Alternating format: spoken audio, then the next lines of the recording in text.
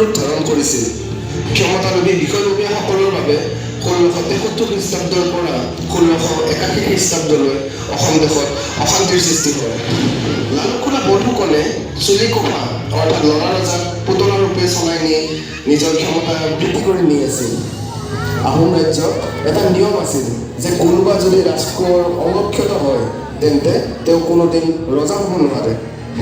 এই সুযোগ গ্ৰহণ কৰি লালুকখোলাই এটাৰ পিছত এটা ফৈদৰ ৰাজকোঁৱৰসকলক অংগক্ষত কৰি গৈছিল। কিন্তু তেওঁ তুংখুঙীয়া ফৈদৰ গোবৰ ৰজাৰ পুত্ৰ গদাপাণিক ষড়যন্ত্ৰ কৰিও ধৰিব পৰা নাছিল।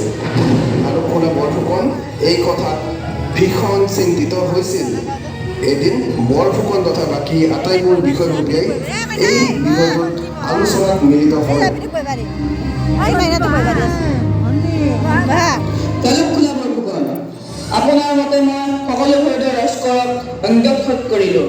এতিয়া এই ৰাজ্যখন আমাৰ অধীনত। ৰ'ব স্বৰ্গদেউ, এজন ৰাজকোঁৱৰ বাকী আছে। তেওঁ তুংখুঙীয়া ফৈদৰ ৰাজকোঁৱৰ। তাৰ নাম কি বৰফুকন ডাঙৰীয়া? তাৰ নাম গদাপাণি। কি? তাক এতিয়াও ধৰিব পৰা নাই? কি ক'ব স্বৰ্গদেউ, তাক ধৰিবৰ বাবে মই চাওদাংসকলক পঠিয়াইছোঁ, কিন্তু তাক এতিয়ালৈ ধৰিব পৰা নাই।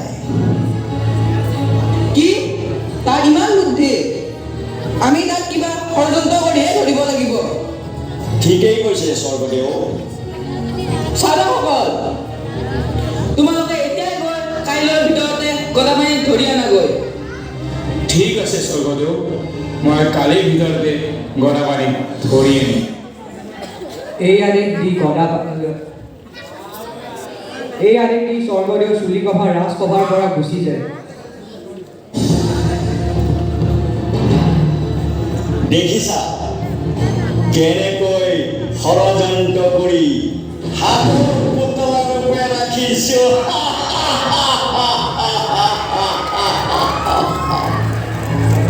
মই সোনকালে গৈ গদাপাণিক ক'ব লাগিব।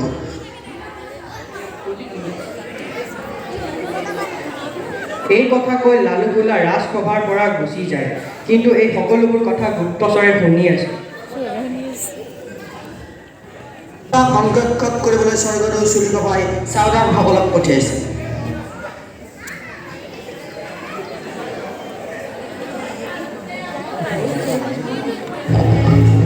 মই সোনকালে গৈ গদাপাণিক ক'ব লাগিব, নহ'লে গদাপাণিক চাওদাংসকলে অংগক্ষেপ কৰিব। স্বৰ্গদেউ,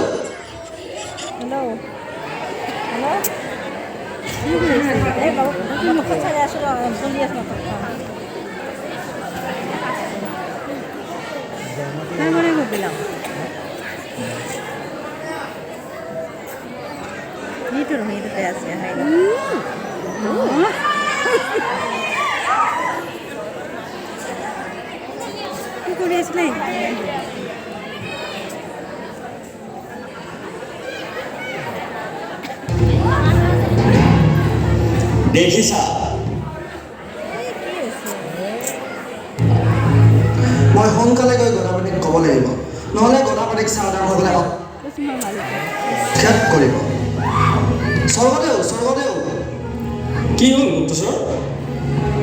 স্বৰ্গদেউ, আপোনাক অংগক্ষত কৰিবলৈ স্বৰ্গদেউ চুলিকফাই চাওদাংসকলক পঠিয়াইছে।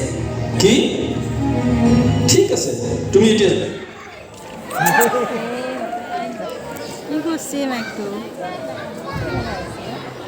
এই কথা শুনি গদাপাণি চিন্তিত হৈ উঠিল।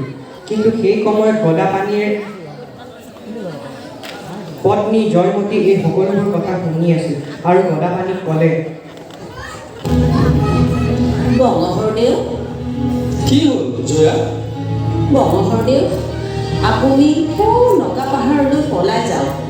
আপুনি আমাৰ কথা একেবাৰে চিন্তা কৰিব নালাগে। কি কৈছা জয়া? মই তোমালোকক এৰি কেনেকৈ যাম? নক'বা জয়া, নক'বা। বংশধৰদেউ, আপুনি আমাৰ কথা চিন্তা নকৰিব। আপুনি দেশখনৰ কাৰণে চিন্তা কৰক। দেশখনৰ কাৰণে নিস্বাৰ্থভাৱে কাম কৰিব লাগিব। আপুনি এতিয়াই পলাই যাওক বংশধৰদেউ। ঠিক আছে জয়া, মই নগা পাহাৰলৈ পলাই যাম। এই কথা শুনি গদাপাণি নগা পাহাৰলৈ পলাই যায়। তাৰপিছত তেওঁৰ পুত্ৰ দুজনকো লুকাই ৰখায়। গদাপাণি যোৱাৰ পিছত চাওদামসকলে গদাপাণিৰ ঘৰত আহে আৰু গদাপাণিক বিচাৰিব ধৰে, কিন্তু তেওঁলোকে গদাপাণিক বিচাৰি নাপায় জয়মতীক সুধিলে। গদাপাণি ক'ত পলাই গৈছে? মই নাজানো। গদাপাণি ক'ত গৈছে মই নাজানো। আমি গদাপাণি ধৰিব নোৱাৰিলো। আমি এতিয়া জয়মতীক লৈ যাম। মই নাযাওঁ, মই নাযাওঁ। তই যাবই লাগিব। গদাপাণিক ধৰিব নোৱাৰি চাওদামসকলে জয়মতীক ধৰি স্বৰ্গদেউ চুলিকফাৰ ওচৰলৈ লৈ আহে। নমস্কাৰ স্বৰ্গদেউ। গদাপাণিক ধৰি আনিলানে? নোৱাৰিলো স্বৰ্গদেউ, আমি গদাপাণিক ধৰিব নোৱাৰিলো, কিন্তু আমি গদাপাণিৰ পত্নী জয়মতীক ধৰি আনিছো। ঠিক আছে, জয়মতীক মোৰ ওচৰলৈ লৈ আনা।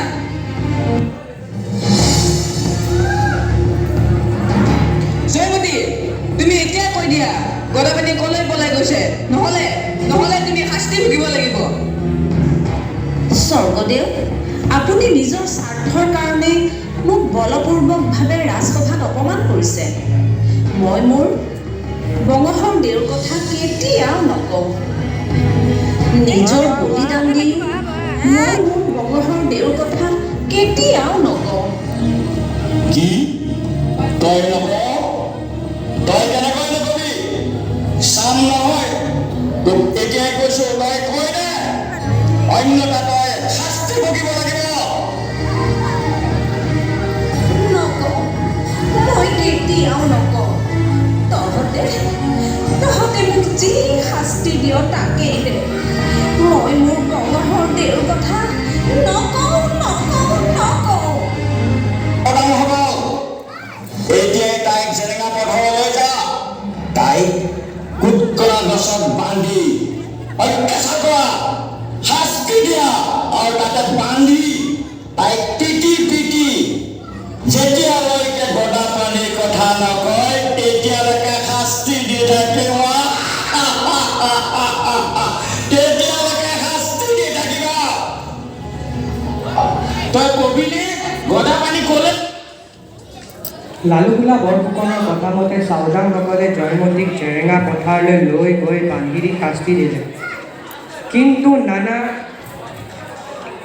অত্যাচাৰ আৰু শাস্তি দিয়াৰ পিছতো জয়মতীয়ে নিজৰ স্বামীৰ কথা নক'লে।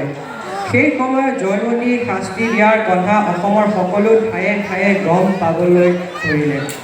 যেতিয়া জয়মতীক শাস্তি দিয়াৰ কথা গদাপাণিৰ কাণত পৰিল, তেতিয়া গদাপাণি নিজৰ ৰূপ সলাই জয়মতীৰ ওচৰলৈ আহিল। জয়মতীক চাওদামসকলে শাস্তি দি থকা দেখি গদাপাণিয়ে জয়মতীক ক'লে, ক'ত গৈছে?